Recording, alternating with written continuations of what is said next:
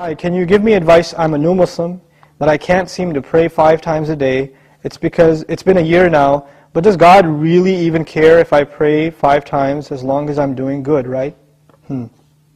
Two things here.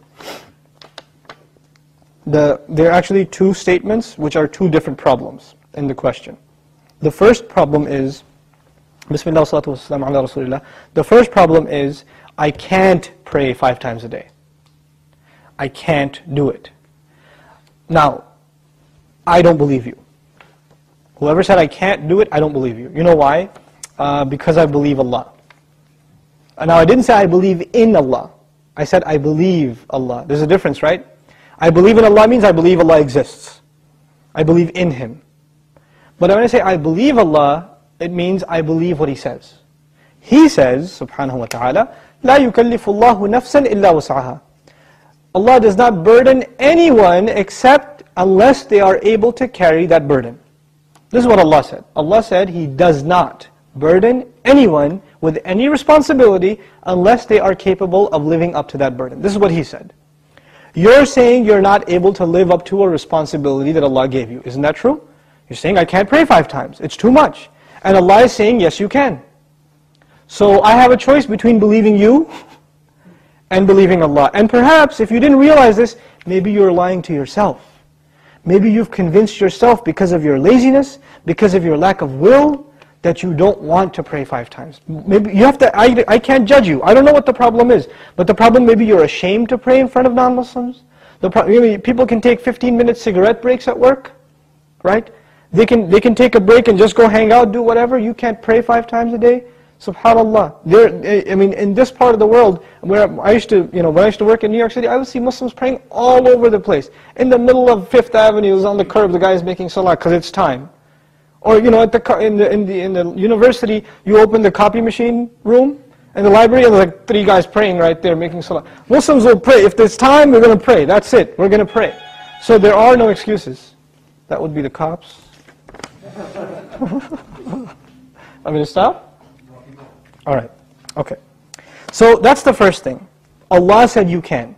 If Allah gave this burden upon you, and He did in fact, then you can. Convince yourself of that. And rely on Allah, He'll make it easy for you.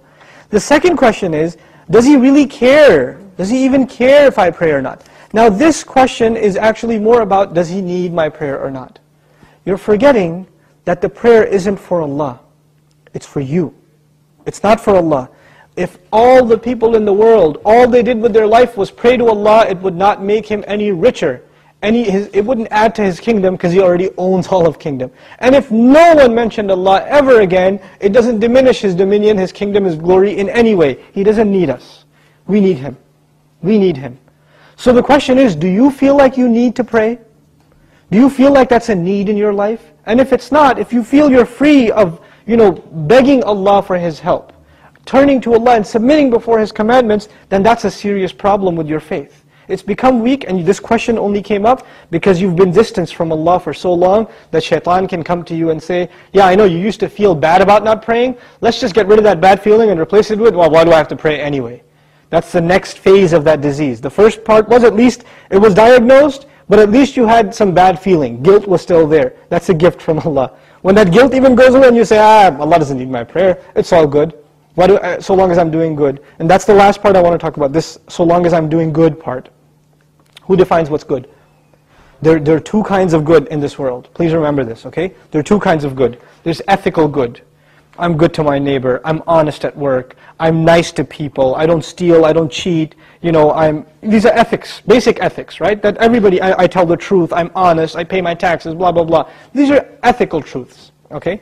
And I'm honest in business. Then there are religious goods. I go to Hajj. I give zakat.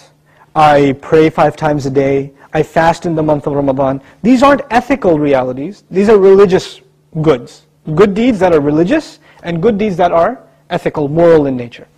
What happens a lot of times with Muslims and with non-Muslims, especially it happens with Muslims, is that we make a distinction between these 2 things.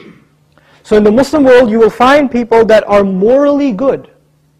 They're nice to their family, they take care of their kids, they're responsible in the household, they're nice to their neighbors, they're honest at work, good people, but guess what? No religion. I don't need religion to be good, is what they say.